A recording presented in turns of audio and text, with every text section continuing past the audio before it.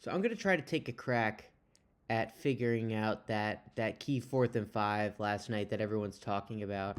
Um, I looked at it a lot last night, and I really kind of came to the conclusion that there's just no good way to pick this up without knowing how it's going to shake out beforehand, just based on just based on standard protection rules and the fact that they were in empty and only had 5 bodies, uh, and and everything about how it shook out. It was just a clear example of the defense beating the offense, and I think that we kind of focus a lot about what the offense could do differently in those situations when it's these key moments. But these kind of plays happen like a dozen times a game where the defense just got the number of the offense. And to some degree, you almost don't know when it's going to happen, and sometimes it just happens at the worst possible time. And when you're playing the Chiefs, uh, that tends to be what happens because Steve Spagnuolo is the best at throwing that curveball, that changeup that is just gonna buckle the hitter in that key moment. Obviously, Mahomes on the other end is kind of the same way, but Spags really knows how to press that button at the exact right time. That's gonna break your rules, and is gonna kill you, right? Like he's probably had this call set up all game for this moment, and he hit the button and got him. So we're gonna look at it, right. Basically, the key thing here is that they are in empty. They only have 5 protectors, right? Shakir here is not obviously, he's the back, and he's obviously not part of the protection. He's functionally the back. He's in the backfield. So he's gonna run on that little orbit return. He's obviously not part of the protection again, so they only have 5 guys.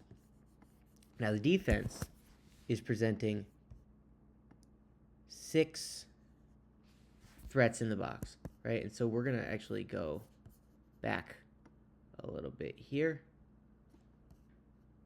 to the pre-snap look, just to get a better look at it. So 5 protectors, 6 threats in the box. Again, we're not even getting to the corner yet. So that's tough. That's tough. What you would do, I think, in this situation, in a lot of cases, is sort of what they did, right? This guy takes this guy, this guy takes this guy, center steps down to the mic, he steps down to take this guy, you lock this guy backside on this guy, and the quarterback's hot off of him, right? That kind of makes sense. That's how you account for those 6 guys.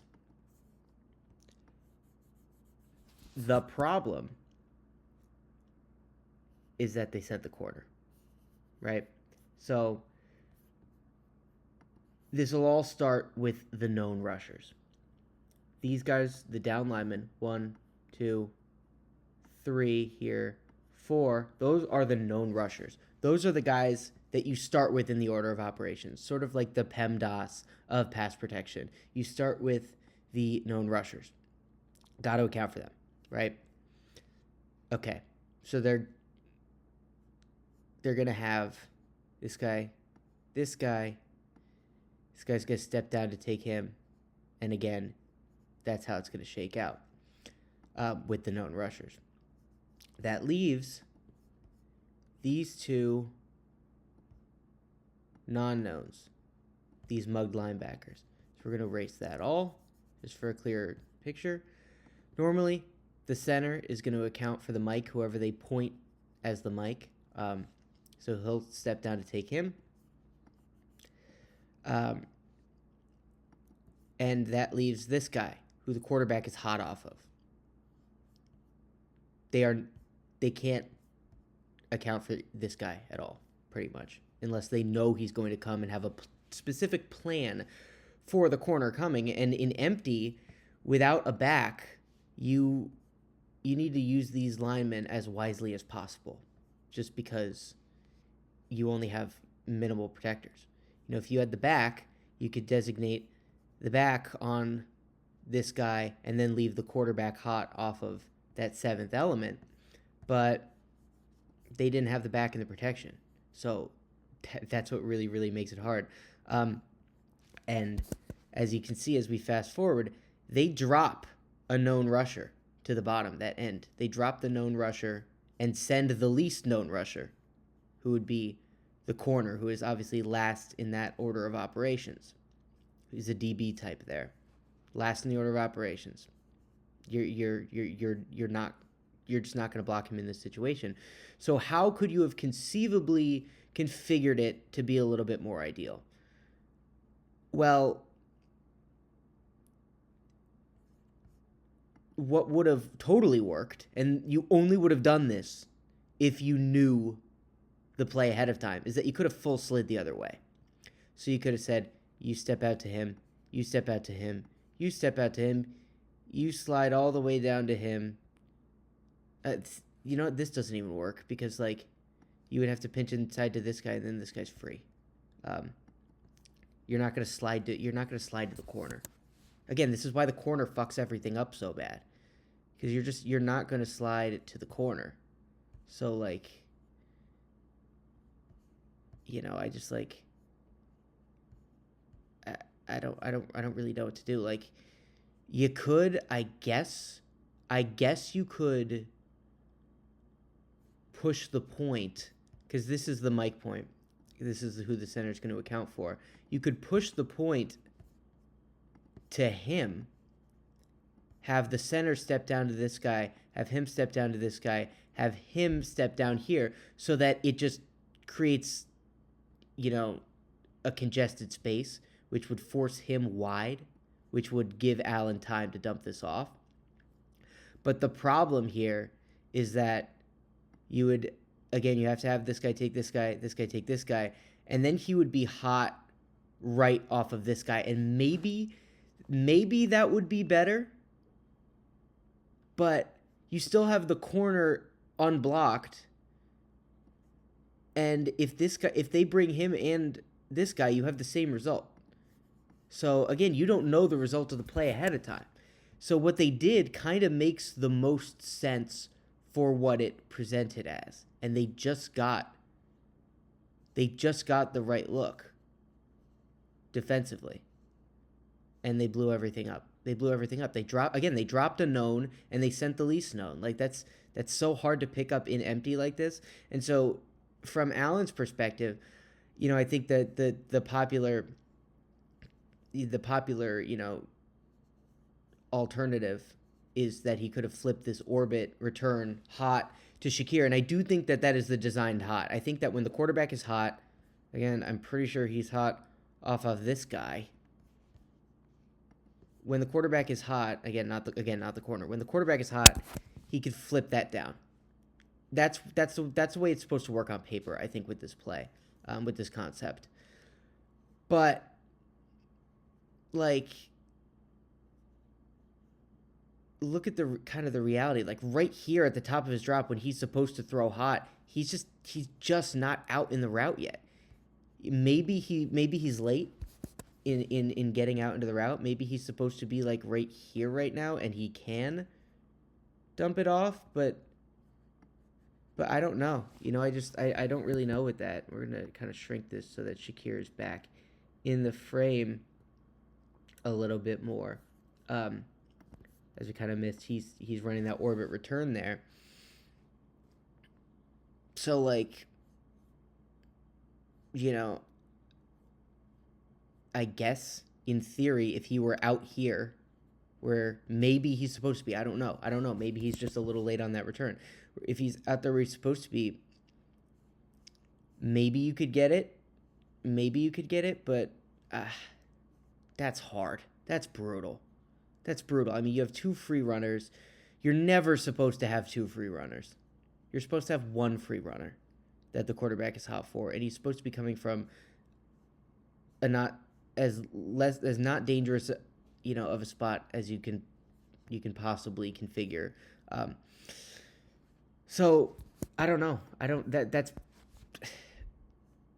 just maybe the most S++ tier processors, the Drew Brees, the Tom Brady's, the maybe even the Mahomes and Burrows would have gotten them into the right protection based on study and found a way to buy that and found a way to configure the protection to buy that one extra nanosecond to dump it off.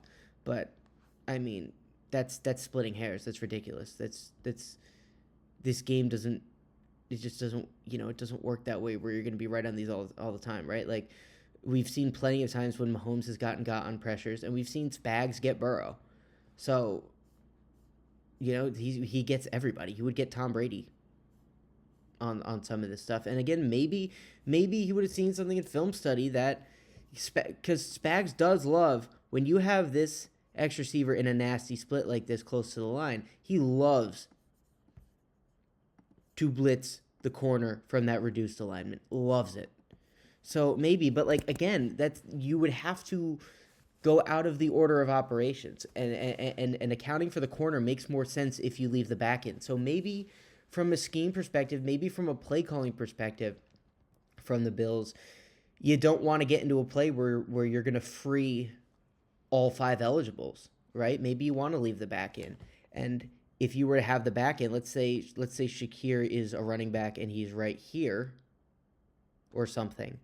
What you could do is you could step out, take the mic, step down, take this guy, you step up and take that guy, and you're just hot off the corner.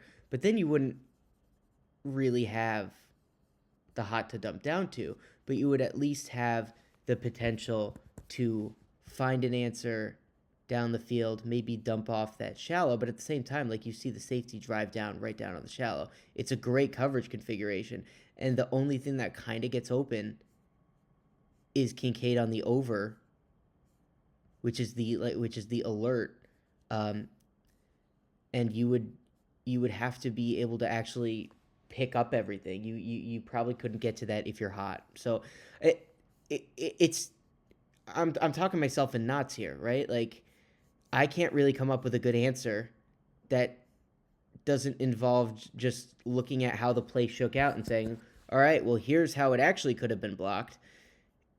You would just had to have seen the play in advance. It's just, they got got. It's just, it's such a nasty pressure. It destroys the rules of what they're trying to do up front. As you can see, I mean, it's just, everybody short circuits. Allen's totally panicked. Allen's freaking out, like, because this is just not how this was supposed to go, and he's freaking out.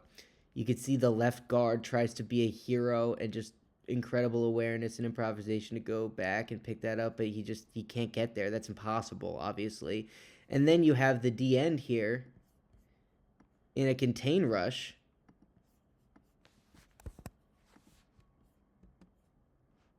For Allen, like, they just got him, and obviously he made that pretty insane throw. But this is why you don't, and this is not to say Allen could have done anything differently. I really don't think so. I thought initially maybe, but I don't think so. But this is really why it is a good example of why it is so important to maximize, and why it is such a driver of ceiling and such a talent to be able to maximize every little bit in structure and get into the right possible protections so that you can beat things from the pocket in a sustainable way. Because this is what happens here is low percentage as it gets. It's as low percentage as it gets, and he almost makes this play. And this is Kincaid. Maybe he could have caught this ball. It's a really hard catch. The throw is insanely low percentage, even for Allen. The catch is low percentage.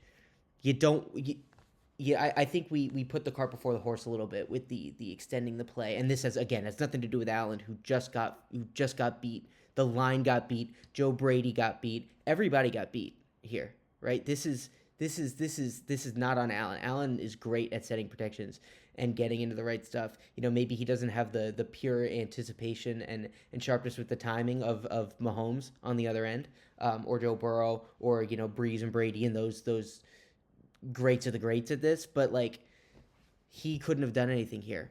But you don't want to end up in situations where you have to get out of jail. And guys can make plays in this, but this is why it is so important to minimize these situations because they, as you can see here, are insanely low percentage, and it's just hypothetically it would have been better if they could have gotten this picked up and then thrown that over to Kincaid, kept himself clean, thrown the over to Kincaid. But as we discussed for the last like 10 minutes, there's just no possible way to do that based on the configuration of the pressure. So Allen couldn't have done anything else. Allen couldn't have done anything else. But like it is a good example of why structure is so important because you don't want to end up in these situations. You just don't. Spags will get anybody into these situations though, and he threw the perfect pitch. He, like I just said, he beat Brady, he beat the line, he beat Allen, he beat everybody. He beat everybody, and that's why he is staring down the barrel of you know another Super Bowl ring for a guy who's getting close to filling a hand of him. So look, there's a reason Spags needs to be in the Hall of Fame. There's a reason the Chiefs keep doing this. Obviously, Mahomes is a huge part of that, but it ain't just Mahomes. It's the guy on the other side who's pulling the strings. So unfortunate, that they ended up back in Jigsaw's basement there at the end of the game. But it's what happened. It's what happened. Just a great win for Kansas City, a great call, and it's just one of those dozen or so plays where the defense gets you just at the perfect time.